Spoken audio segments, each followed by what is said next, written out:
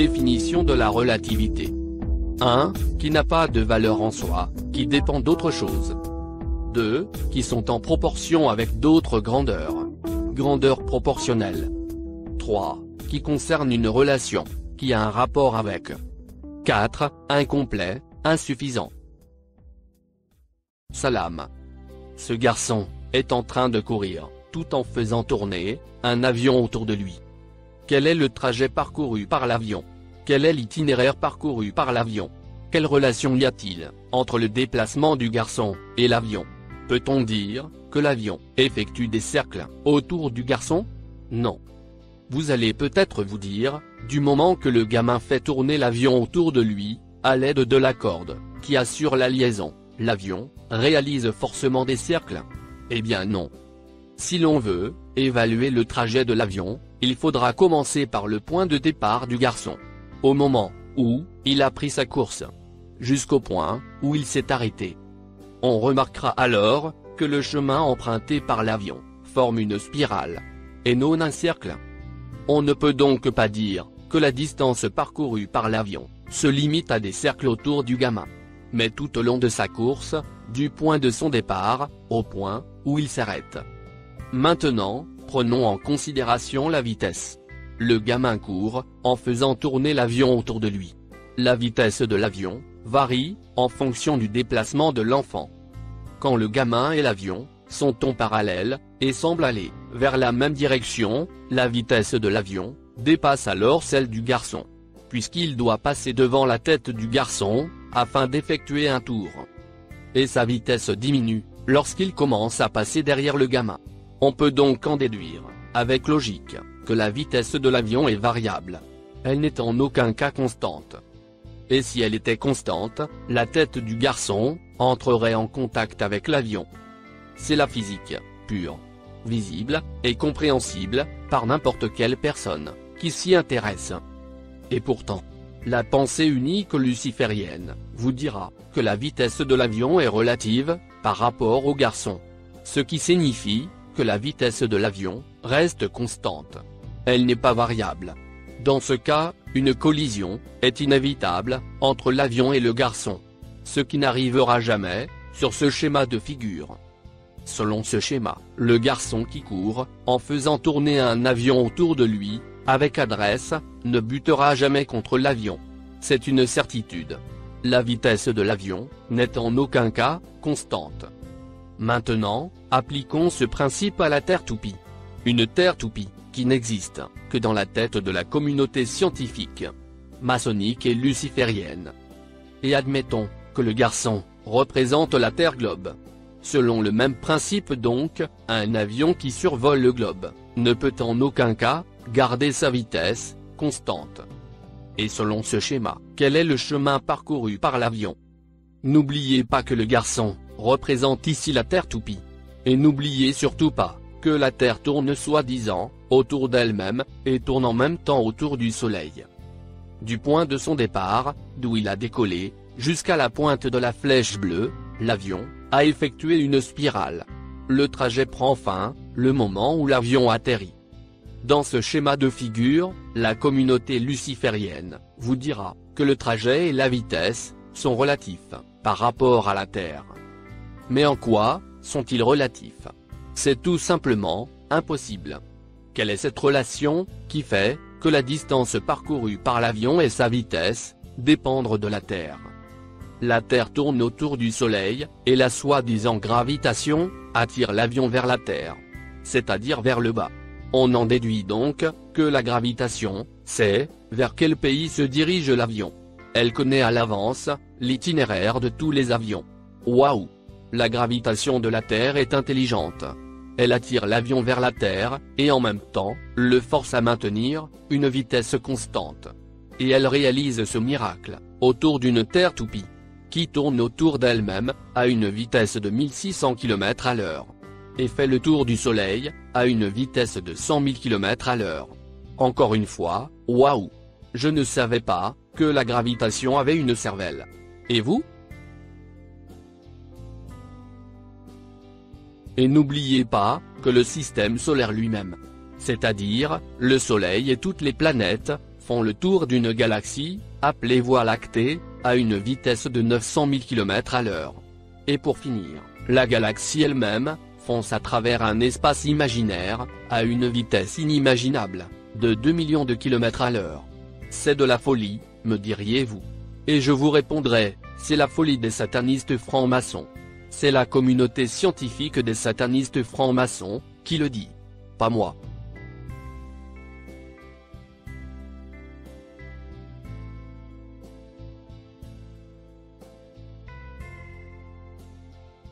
Maintenant, regardez cette flèche de couleur bleue. Elle indique le sens, vers lequel se dirige l'avion. Dans la réalité, c'est vers cette direction, que la force des réacteurs projette l'avion. La gravitation terrestre, est censée projeter l'avion vers le bas. Et non vers l'avant comme indiqué, par la flèche de couleur bleue. Alors, la question qui se pose, comment la gravitation, pourrait-elle attirer l'avion, quand celui-ci, se trouve derrière la Terre ? Comme vu sur cette image.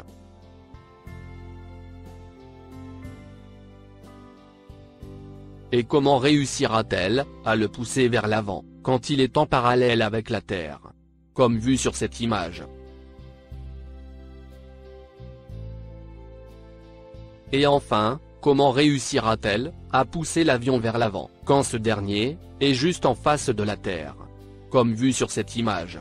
Ne va-t-elle pas, plutôt le percuter contre la Terre, puisque selon les satanistes, la vitesse de l'avion reste constante. Bien entendu, en prenant en considération, tout le trajet, et la vitesse constante, effectuée par l'avion autour de la Terre. Tout cela est insensé. Toutes ces acrobaties, ne peuvent se réaliser, comme imaginé par la science luciférienne, des scientifiques francs-maçons. Non. C'est impossible. Ça ne marchera jamais de cette manière. Rappelez-vous. En courant, le garçon tire l'avion vers lui. C'est comme le principe imaginaire de la gravitation. Soit que la Terre, attire l'avion vers elle. Alors, quand l'avion est en face, et que le gamin continue à le tirer vers lui, il y aura forcément percussion entre les deux. C'est inévitable.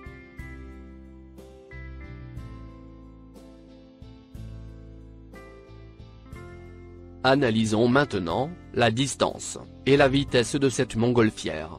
Elle vient de décoller. Elle se déplace par rapport à la Terre.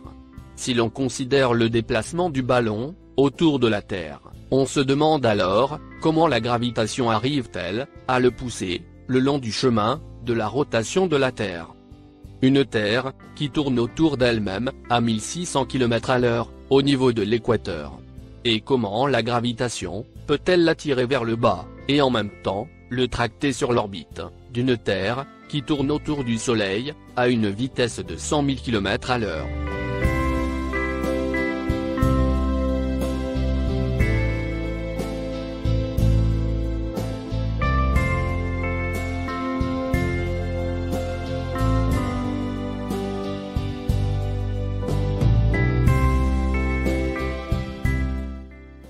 La façon dont se comporte le ballon, au fur et à mesure qu'il se déplace, en survolant la Terre, et que vous voyez de vos propres yeux dans la réalité, n'est possible, que si la Terre est fixe. Les satanistes vous diront, que les occupants de cette montgolfière, ne sentiront que leur déplacement par rapport à la Terre. N'est-ce pas qu'ils se moquent de nous ? La gravitation, et la relativité, dans un système qui n'existe même pas, ne sont que mensonges délibérés.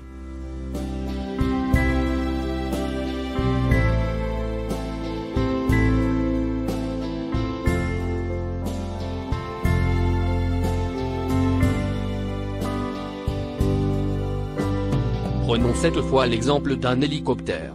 Ils vous diront que les mêmes lois de relativité imaginaire, s'appliquent aussi à cet appareil. Ils vous diront, que le mouvement de la Terre, et celui de l'hélico, sont relatifs. Ce qui se traduit par, l'hélicoptère, en s'élevant, même dans les airs, il continue à suivre la vitesse de la Terre. L'hélicoptère, reste donc, suspendu au même endroit. Ainsi, et toujours selon eux, l'appareil, ne prend en compte, que son déplacement relatif à la Terre. Mais comment fera-t-il pour avancer, s'il doit suivre le mouvement de la Terre ? Il doit bien se déplacer. Pour aller quelque part. Comme le font les avions. Alors non. Ça ne colle pas du tout. Prenons un avion, qui décolle. Il devient libre de l'attraction terrestre, puisqu'il se trouve dans les airs. Si la Terre se déplaçait, elle percuterait l'avion. Et si la Terre s'éloignait de l'appareil, l'avion serait isolé loin derrière elle. Si les mouvements de la Terre, soit sa vitesse folle, et sa rotation vertigineuse, étaient transmises à l'avion, selon la relativité, les passagers de l'appareil auront le cœur qui bat la chamade tout le long du trajet. Vous en avez fait l'expérience? Les seuls mouvements évidents, sentis par les passagers, se manifestent au moment du décollage et de l'atterrissage.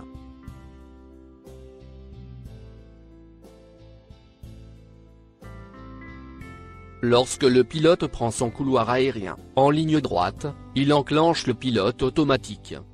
À ce moment, l'appareil devient stable. Vous ne ressentirez plus aucun mouvement acrobatique. Toujours selon la relativité satanique, si l'avion est censé être tout le temps attiré vers la Terre, et si la Terre se déplaçait vers la gauche, ou vers la droite, tout en effectuant une rotation autour d'elle-même, ce mouvement ne serait-il pas transmis à l'appareil? Selon la relativité, oui. Et si c'était le cas, les passagers de l'avion seraient bousculés continuellement. Et plus personne ne prendra jamais plus l'avion. Les scientifiques satanistes nous disent aussi que le sol se déplace d'ouest en est, à 1600 km/h, au niveau de l'équateur.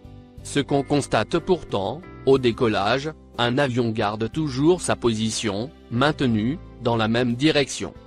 Alors que selon eux, le sol va dans une direction différente à celle prise par l'avion.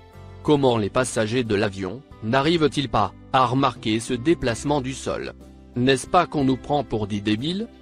Si une attraction terrestre s'exerce sur l'avion, le moment où il tourne vers l'ouest, il ne pourra pas effectuer son virage. Cependant, l'appareil n'a aucune difficulté à le faire. Il tourne vers l'ouest, sans difficulté. Et sans pour autant utiliser plus de puissance.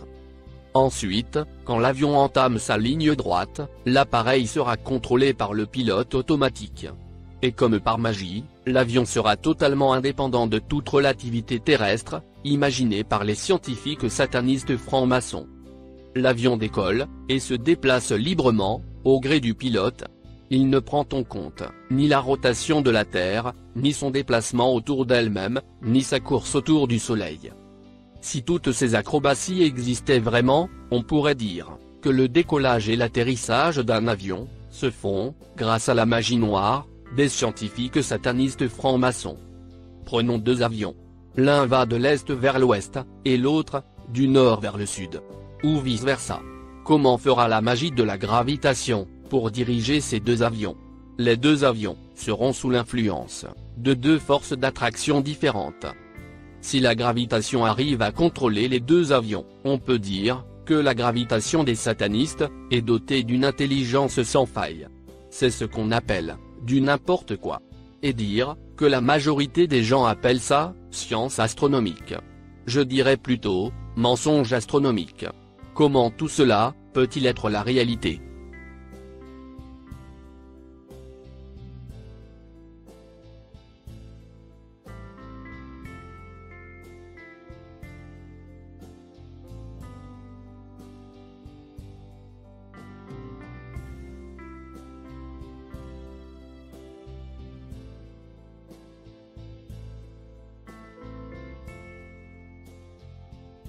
On sait maintenant que les satellites n'existent pas.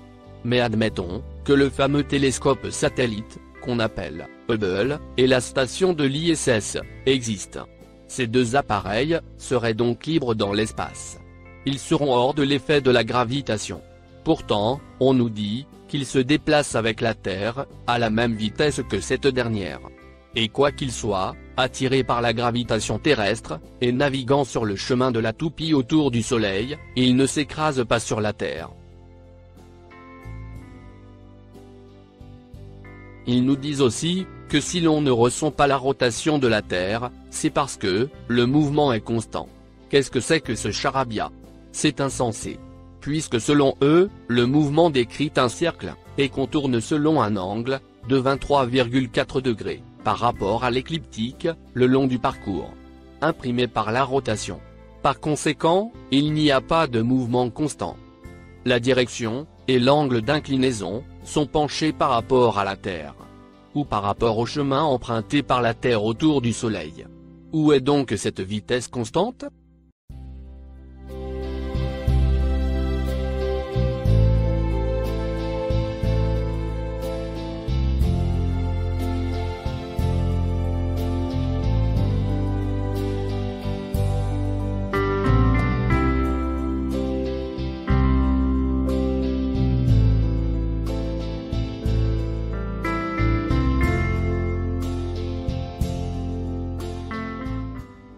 Et à propos du pendule de Foucault.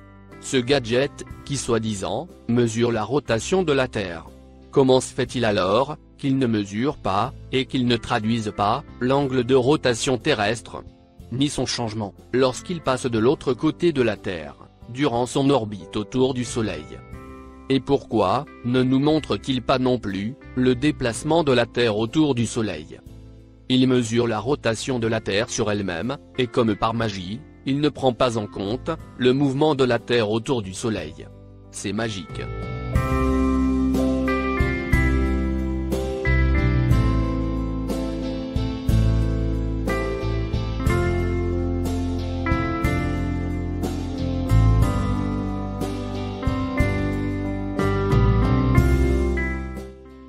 Et la Lune?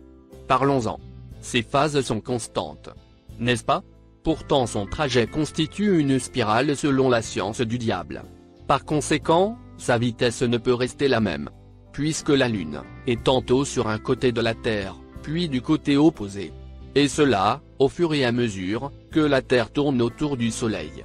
Dans ce cas de figure, les phases de la Lune ne peuvent être constantes. Prenons le cas d'un avion, qui va toujours dans la même direction, est. Avec le mouvement de la Terre, son angle par rapport au sol, va forcément changer. Sur l'équateur, son trajet fera une ligne droite. Gardant toujours sa même direction, il passe alors dans l'hémisphère sud. Le sud étant opposé au nord, l'avion finira, dos vers le bas. Les passagers aussi, auront la tête en bas. Et personne ne se rend compte, ni le pilote, ni les passagers. Au niveau de l'équateur, on a vu que l'avion tournait à gauche de la boule Terre. Mais maintenant qu'il est en bas du sud, complètement renversé, et quoi qu'il continue sur la même direction, il tourne maintenant à droite. En réalité, que l'on soit au nord, ou au sud, l'angle que forme l'avion par rapport à la surface terrestre, reste constant. Toujours le même. Ça, c'est la réalité observée. Mais cette réalité observée, est tout à fait incompatible avec la science du diable, de la Terre toupie. Par conséquent, la Terre ne peut être que plate, et fixe. Elle ne bouge pas. Peu importe l'altitude, prise par le pilote, et peu importe sa variation en hauteur. Depuis le décollage, l'axe XY de l'angle de l'avion, par rapport au sol, ne change pas. Il reste constant. La Terre est plate, et fixe.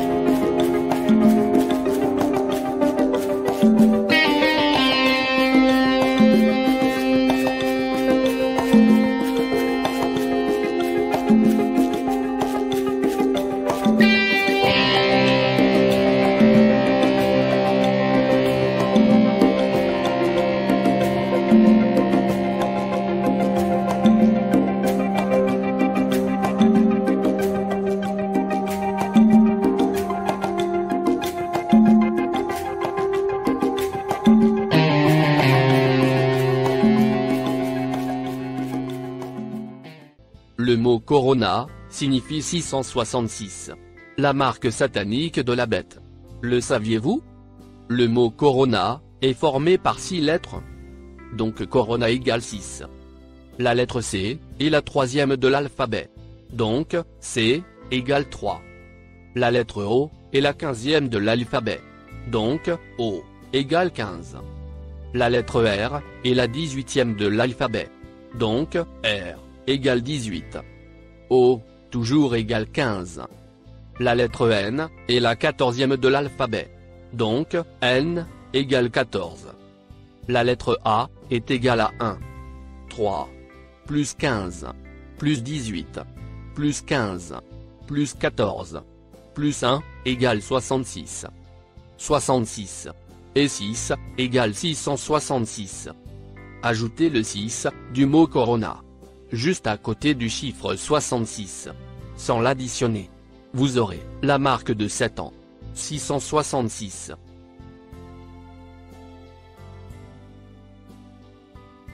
Ne pas croire ses propres yeux. Croyez-vous que ça peut arriver à certaines personnes? Si oui, vous avez raison. Et ça n'arrive pas seulement à une minorité. Dans le cas de la Terre toupie, ou de cette soi-disant pandémie coronavirus. Ou encore, la théorie de l'évolution. La majorité y croit pourtant. Alors qu'il suffit d'ouvrir les yeux et regarder les choses telles qu'elles sont dans la réalité. C'est tout. Malheureusement, pour cette majorité, c'est la magie luciférienne qui les a envoûtés. Ils ne voient plus de leurs propres yeux. Ils ne voient que ce que les satanistes désirent qu'ils voient. C'est une illusion satanique qui a apporté ses fruits à long terme.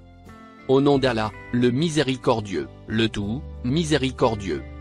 Sourate 2, versets 168 et 169. Allah dit, ô vous les gens, mangez de la terre, ce qui est bon et licite pour vous.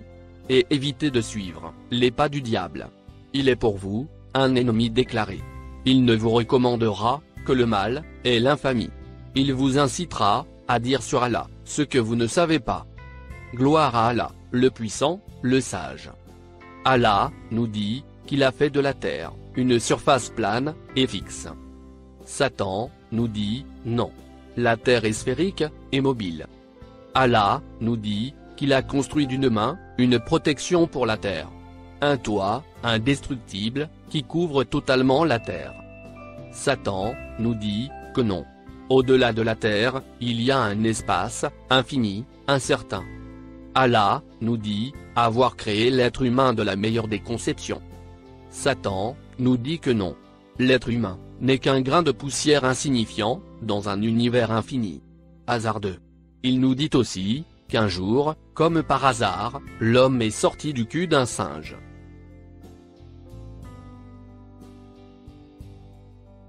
Les mensonges de Satan n'en finissent pas.